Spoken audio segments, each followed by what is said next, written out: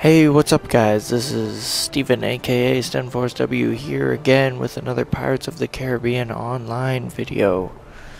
Continuing on from the last one, War Galleon Destruction, Part 1. This is Part 2. Link to Part 1 will be in the description. Remember, all these pieces of gameplay footage were shot within about an hour's time span. We're setting sail again, back from where we left off in Part 1. And everyone just wants to keep making more money. And once again, keep an eye on the chat in bottom left. I explained the flagships aren't a good idea because they take too long. And personally, I've never had good luck with getting good loot from flagships. They seem like a waste of time. I think that's one of the many things in this game that needs to be retuned, is flagships. Because I noticed lately a lot of the crew members on flagships are really weak, like really low level enemies, and it's almost like a waste of time. So it's nighttime right now. As you can see, I just spent a lot of time looking around trying to find some ships. Finally found some, a Black Harbinger and a Behemoth behind it. Navy Man of War off to the right, but we don't get it. But yeah, time cycles when you're out at sea, and it can get quite cool looking, like this fog that passes through at night. It's really cool at night because you can see the sky really clearly and the reflection of the of the water, and like the moon is out, and it's almost peaceful.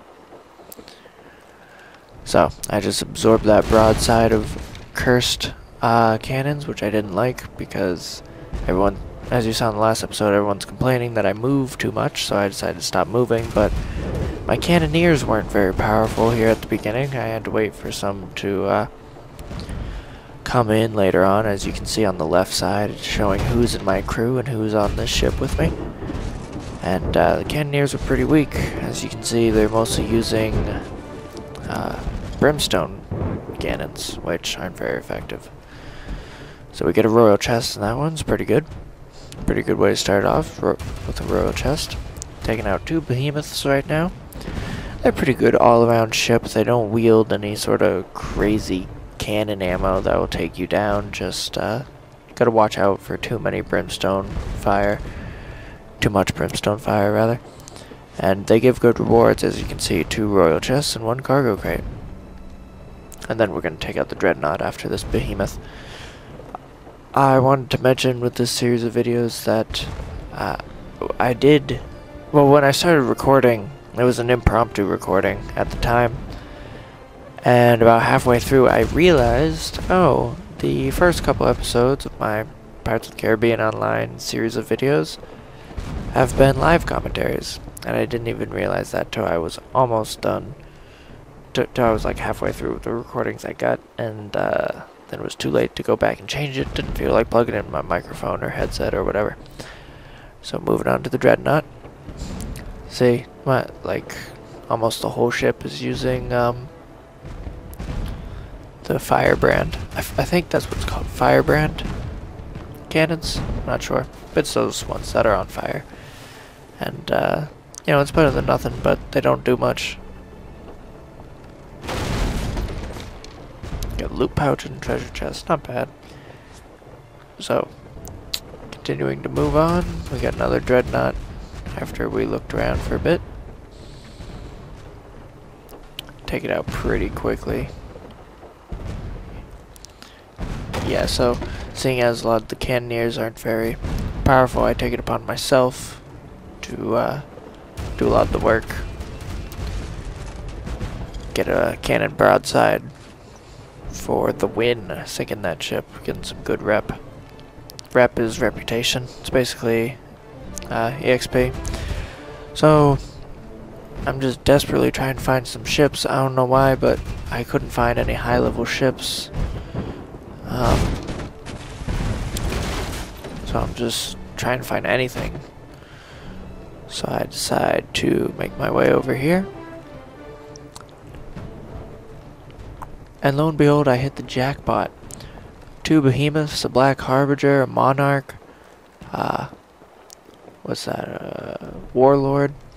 Off to the left, Corsairs in the background, Navy Kingfisher, all the way to the right. Gonna take out the Black Harbinger first because it poses the biggest threat with its special ammo types, the Thunderbolt and the cursed one. I forget what that's called. I just absorbed a broadside of the cursed ammo. As you can see, I stop my ship and then do like full speed ahead at different times to try and avoid a lot of the cannon fire. And we're gonna pretty much take out this entire jackpot of enemy ships. Feels great when you just clear an ocean like that before any even get a chance to respawn. Taking out the behemoth here. Pretty standard stuff going on right now. In the next episode you'll see some more epic challenges that I try to take on. I end up actually, here's a spoiler alert for the episode you haven't seen yet. I fail at one point and I do end up sinking the ship, unfortunately. 166 rep, that's pretty good. Go ahead and look on the left side of the screen right now at the crew list, and we have a 50% bonus. That is, oh, as you can see in the bottom left of the chat, I am very excited that I found a Death Omen. They are my high priority targets all the time. But yeah, we get a 50% bonus. That's when you have a full crew near you, and 50% bonus is the maximum. So that's when you get the full experience points that you would from taking out the ship, plus an extra 50% of that normal amount. It allows for lots of fast leveling up, especially for me because I'm the captain. I leveled up my sailing 3 times this night. 2 royal chests and 1 treasure chest. It was a very good haul for that one ship. That's why I love Death Omen so much. Love to hate them, rather. Warlord is next. Like I said, it's pretty much some standard stuff, but you guys seem to like these videos. They're getting a decent amount of views, so just keep putting them out. As you can see, the sun is coming up and looks quite nice. Someone in the comments of the last video mentioned that I should play Pirates of the Burning Sea because the graphics are better and it's more realistic or whatnot. See, I got 112 EXP, and then it added on the crew bonus and it changed to 172 EXP, which is really good. I'm saying EXP, that's from the Halo 3 days. It's just XP, or rep in this game, like I said. So going after another Death Omen, what was I saying? Oh, yeah, I don't want to play Pirates of the Burning Sea. I want to play Pirates of the Caribbean Online because I like the movies, you know? Like, this game is not my favorite because of the graphics are the best, or the gameplay is the best, or there's no glitches. Obviously, that is not the case with all 3 of those statements. I play it because it's in the Pirates of the Caribbean world, and even though there's no voice acting after the first few quests, and even though nothing in it usually really has to do with the movies, like Davy Jones or the Kraken is not in it, even though they're constantly being teased. They'll be in it eventually, but they're not right now. I just like being in this world, and I like how the music is like a copycat version of Hans Zimmer's soundtrack. And I just love everything about this game because I love the Pirates of the Caribbean movies. I don't just love pirates randomly. I think that's weird. I love Pirates of the Caribbean, so no, I'm not going to play Pirates of the Burning Sea. I'm going to keep playing Pirates of the Caribbean until Star Wars The Old Republic comes out, and then I'm just going to play that and nothing else. Because that game is going to destroy everyone's lives. Unless Skyrim comes out first, and then I'll be playing Skyrim.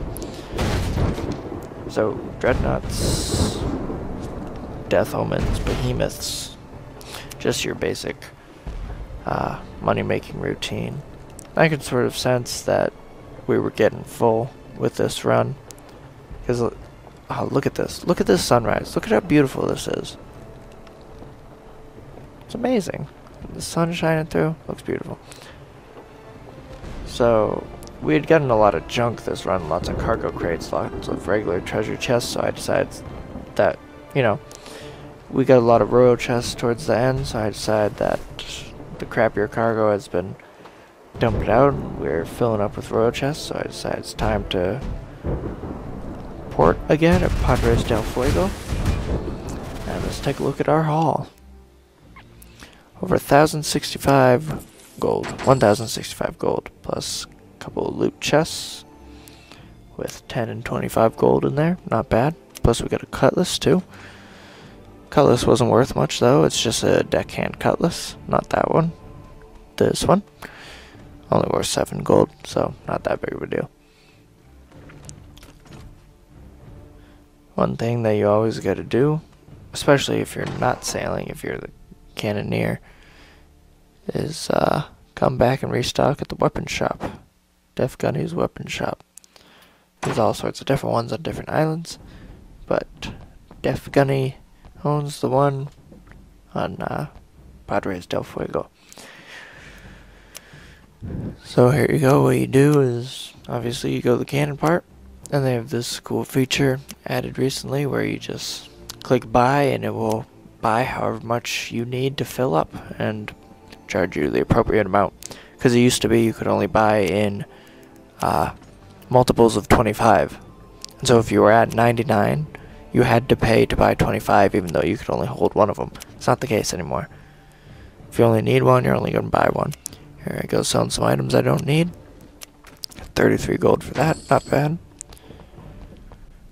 So yeah, hope you enjoyed this episode, guys. If you did, please hit the like button. I appreciate it a lot. It helps my channel grow, and I really need that to happen. I appreciate it so much.